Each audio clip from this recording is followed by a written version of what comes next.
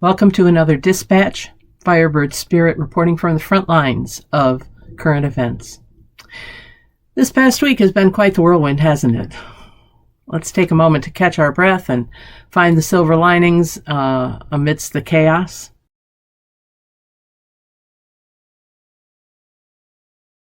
So about the Signal Gate situation. Some top officials accidentally added a journalist to a private group chat about military plans. Yikes. Big oops. But here's the deeper truth. This isn't just about a tech slip-up. It's a wake-up call about how important clear, honest, and responsible communication really is, especially from those in power. Just because we dodged the bullet and none of our servicemen or women were killed, it doesn't mean that they couldn't have been. My late brother was a Marine during the Vietnam era. Families at home deserve to know that the location of their loved ones will not be shared by our government. And when you screw up, own up. Cripe, they teach that at West Point, where the honor code is something like, we will not lie, cheat, or steal, nor tolerate among us any who do. What the hell, people? We've seen this before. Remember Ananias and Sapphira in the book of Acts? I'm sure that just rolls off the top of your tongue, but they tried to lie about their donation and pretend that they were all in while secretly holding back. It didn't end well for them. Check out Acts chapter 5, verses 1 to 11. Their deception put the whole early church community at risk. And it was a harsh reminder that lies, especially when power is involved, can be deadly. That story still preaches. In our world, misinformation can cause confusion and fear and even danger. But when the truth comes out, and it always does, it gives us a chance to reset, own our mistakes, and do better. That's the hope in this moment. Let's take it as an invitation to choose transparency over secrecy, clarity over cover-up. The Firebird way is honest, humble, and grounded in trust.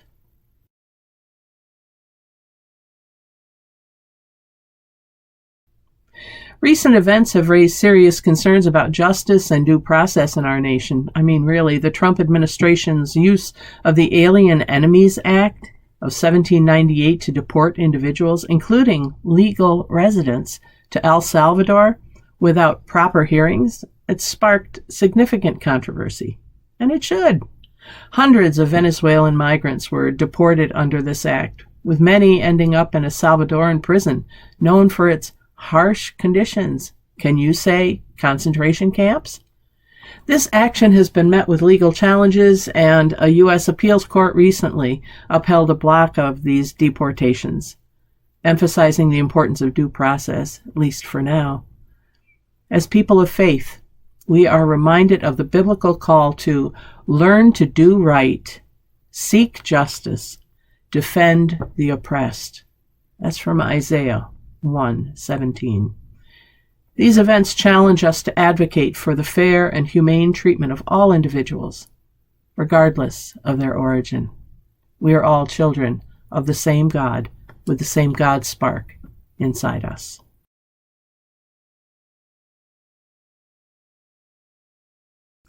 In the realm of politics, we've witnessed a notable shift as Democratic contenders have successfully challenged historically Republican-held seats in recent elections. We saw that this week in Pennsylvania, where the New Republic reports that, quote, in a major upset, Democrat James Malone usurped a seat in Pennsylvania's state Senate in a special election, flipping a district that had voted for Donald Trump by more than 15 points mere months ago, close quote. Other challenges are mounting around the country as people are turning out in massive numbers to express their displeasure with the way things are going in our country. These changes reflect an evolving political landscape. They underscore the dynamic nature of our democracy. They remind us of the power of civic engagement and the sacred responsibility we carry as participants in the shaping of our common life. The prophet Amos cried out in chapter 5, verse 24, "Let justice roll down like waters, and righteousness like an ever-flowing stream." When people show up, speak out, and vote for change, they are a part of that living stream. helping justice to flow where it's long been held back. In the Firebird spirit, we celebrate every move toward equity and equality and compassion and integrity in public life. Engaging in the political process is one way we can contribute in the establishment of just and compassionate leadership. Get involved.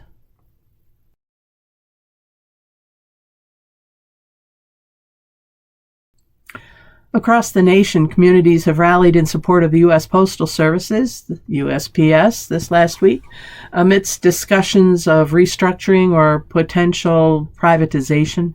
Postal workers and advocates have organized protests to oppose those plans that could lead to significant job cuts and service disruptions, closing some post offices. Particularly in rural areas, this is a real problem, where it's the post office that delivers medications, Social Security checks in on people if they're not responsive to picking up their mail. It's the USPS that delivers mailed-in ballots and often provides a meeting place for the community.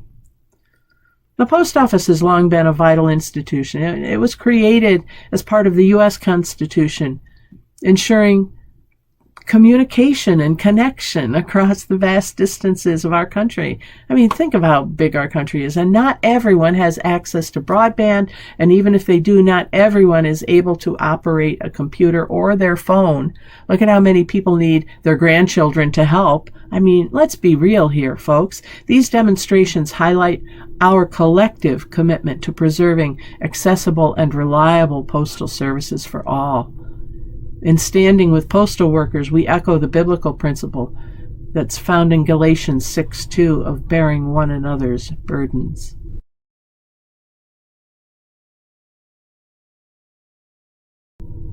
This one's got some heat, friends, in a move that feels more like a political power play than policy. The Trump administration has recently taken aim at some of the nation's biggest and most influential law firms, what are known as big law.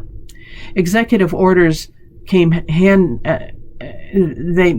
really came down hard. They were handed down by the president. They were aimed at revoking security clearances, banning attorneys from federal buildings. I mean, imagine.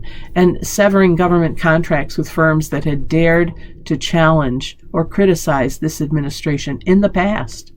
It's not subtle, and it's not okay.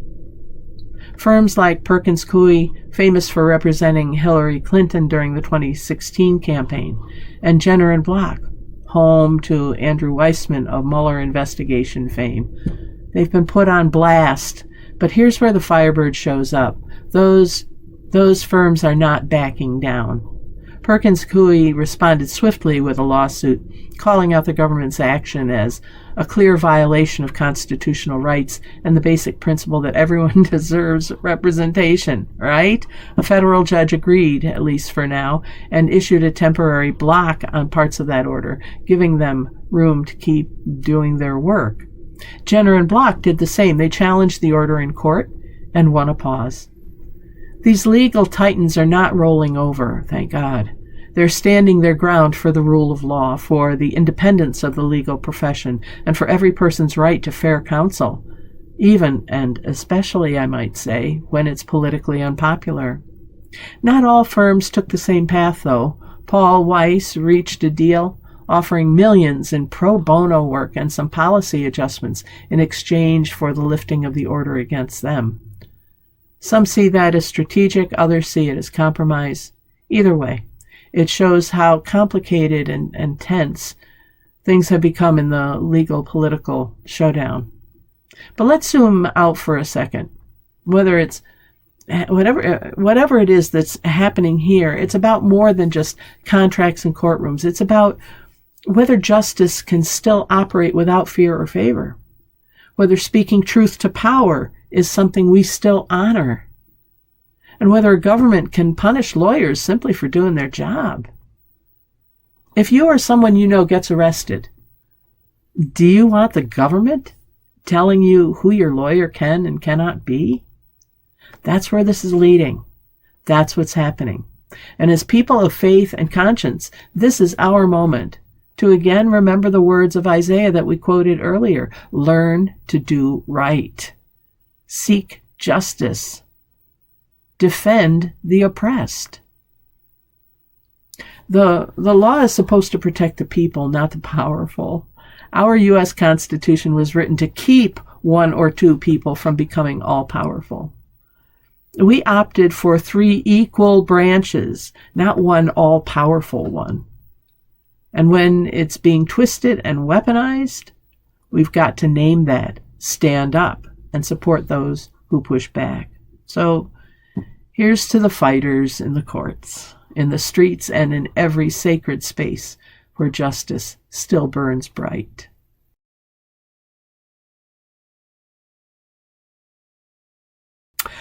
Let's give a shout out today to Michigan Attorney General Dana Nessel, who's holding the line for LGBTQ plus rights in a time when they are under real threat.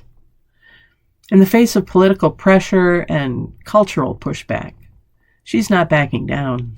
Instead, she's leaning in, making it clear that every person deserves dignity, protection, and a place in this world. If that does not reflect our Firebird principles and our religious beliefs, I don't know what does. It's leadership like hers that reminds us what love looks like in public.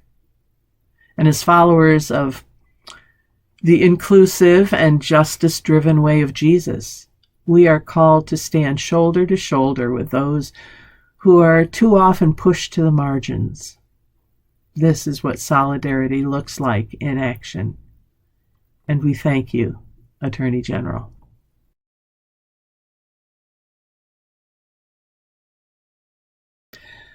On the national scene, new tariffs are making headlines and making life harder for folks already feeling the squeeze. These policies are supposed to protect the economy, but we've got to ask, who's really bearing the burden here? Come on, you know as well as I do. I mean, let's say my washing machine breaks down and I need a part that's manufactured in, I don't know, Canada, Mexico, or let's say I have a new car that needs a part and it's made in Japan or in Korea, and now it's going to cost, my repair person's going to have to pay 25% more to get that part even to begin with. He or she is not going to absorb that cost out of the goodness of their heart, nor should they.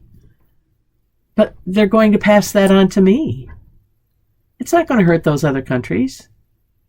It's not going to hurt big businesses. It's not like the car manufacturers are suddenly not going to get the parts they need. It's going to hurt you and me. Tariffs hurt us. And as people rooted in the gospel, we're called to ask tough questions and stay centered in the common good. The common good. Taking care of each other. If the math of economic policy leaves the most vulnerable with less, it's time to recalculate. Justice isn't just about laws.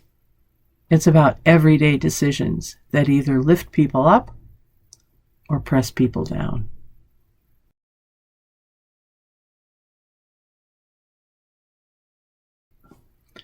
And then there's the weather. Here's the weather report. When I was in college, our college station, one of my friends was on that night and he says, and now for the weather report. Just a second. Yeah, I looked out the window. There's still weather. Well, let's have a little weather report here in our Firebird Dispatch because even nature has something to say this week. A brutal Midwest blizzard reminded us how quickly life can be turned upside down. And our hearts go out to those of you who were battered by the storms. But here's the thing. Storms don't just bring cold and chaos. They also reveal the warmth of community. Neighbors helping neighbors. Folks checking in. Shelters opening doors. That's the Firebird spirit in real time. Rising from the ashes, rebuilding what's been shaken, and refusing to leave anyone behind.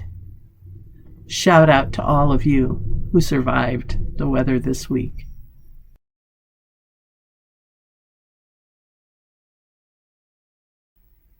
And speaking of neighbors, Canada's back in the headlines, this time with a new wave of Retaliatory tariffs in response to the U.S. trade moves. Can't blame them.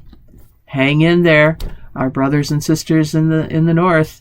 I mean, sure, it's policy and politics on the surface, but underneath it all is something more personal, at least for those of us who live along the border, our connection with our Canadian siblings. We share more than a border. We share values and stories and families and faith and friends. We share communities. We share book clubs. Tariffs may make headlines, but they don't have to build the walls between us. And I think the Canadian people and the American people know this. It's our government that is pushing people apart. As people of hope, we believe in building bridges, not just in trade, but in trust and in peace and in mutual respect, because of the biblical injunction, love thy neighbor. It doesn't come with footnotes or exceptions. Whether it's Detroit or Windsor, Seattle or Vancouver, Rochester or Toronto, or our great shared wonder, Niagara Falls. We're all in this together. Let's keep that love alive and loud, even when the policies get noisy and messy.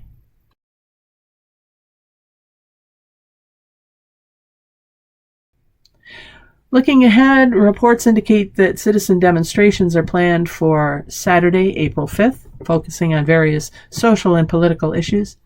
These upcoming events reflect a vibrant civil society where individuals are empowered to voice their concerns and advocate for change.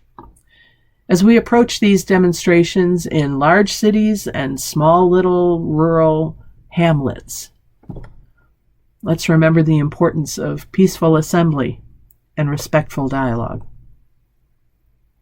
The prophet Micah reminds us to act justly, love mercy, and walk humbly with your God. It's Micah 6:8. Engaging in advocacy with humility and compassion can lead to meaningful progress and understanding, but the operative word there is engaging. Check with your local advocacy groups or go online to indivisible.org. Find out what's happening in your neck of the woods and get involved.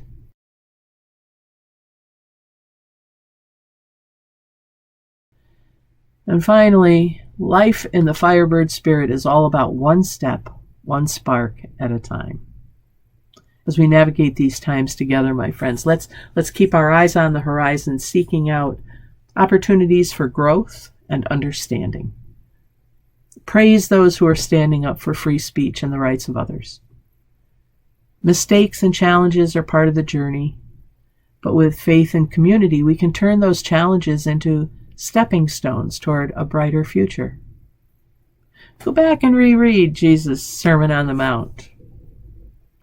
Got some good wisdom in there, especially for these times.